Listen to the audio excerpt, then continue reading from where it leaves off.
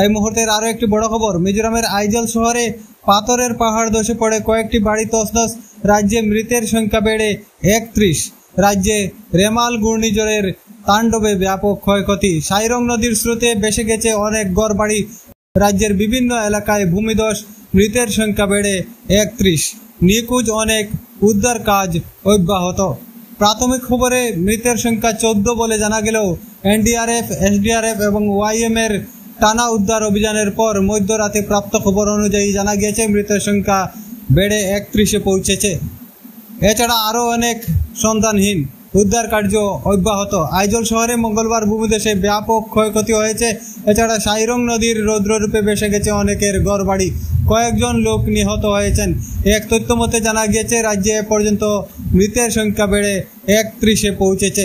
এদিন বিকালে মিজোরামের মুখ্যমন্ত্রী পু লালদুহমা আইজল জেলা শাসক কার্যালয়ে এক জরুরি সভায় মিলিত হন এবং বিভিন্ন জেলার খোঁজখবর নেন এবং এই সভায় প্রত্যেক মৃতের পরিবারকে 4 লক্ষ টাকা করে আর্থিক সরকারি অনুদান প্রদান করার ঘোষণা করেন।